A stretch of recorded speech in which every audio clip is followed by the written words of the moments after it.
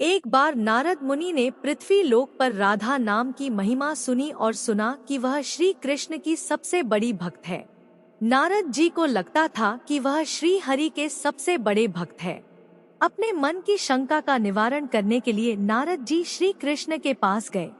श्री कृष्ण तो अंतर्यामी है, समझ गए कि नारद जी के मन में क्या शंका चल रही है। श्री कृष्ण ने सोचा नारद जी को राधा रानी के प्रेम और भक्ति का अनुभव करवाना ही पड़ेगा। जब नारद जी श्री कृष्ण के पास आए तो श्री कृष्ण अपना सिर पकड़कर बैठे थे।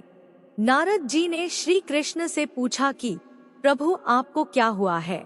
श्री कृष्ण कहने लगे कि नारद जी, मेरे सर में बहुत दर्द है।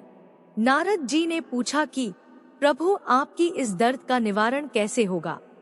श्री कृष्ण कहा कि अगर कोई मेरा सच्चा भक्त अपने चरणों को धोकर उसका चरणामृत मुझे पिलाए तो मेरा सिर दर्द ठीक हो जाएगा।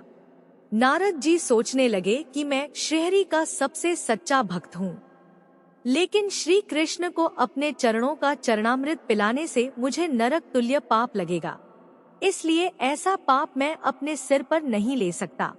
नारद जी ने रुक्मणी जी से और बाकी रानियों से इस समस्या को सुनाया, लेकिन कोई भी इस पाप को अपने सर पर लेने को तैयार ना हुआ। नारद जी को राधा रानी की याद आई कि वह भी तो श्री कृष्ण की सच्ची भक्त है। नारद जी ने जाकर सारा प्रसंग राधा रानी को सुनाया। राधा रानी ने उसी समय एक बर्तन में जल लेकर अपने चरणों को धोकर वह जल नारद जी को दिया और कहा कि जल्दी से जाकर इसे श्री कृष्ण को दे दो। राधा रानी नारद जी कहने लगी, मैं जानती हूँ कि है इस बात के लिए मुझे नरक तुल्य पाप लगेगा। राधा रानी आगे नारद जी कहा कि श्री कृष्ण के दर्द के निवारण के लिए मैं कोई भी पाप अपने सिर पर लेने को तैयार हूँ। नारद जी श्री कृष्ण के पास गए तो श्री कृष्ण मंद मंद मुस्कुरा रहे थे।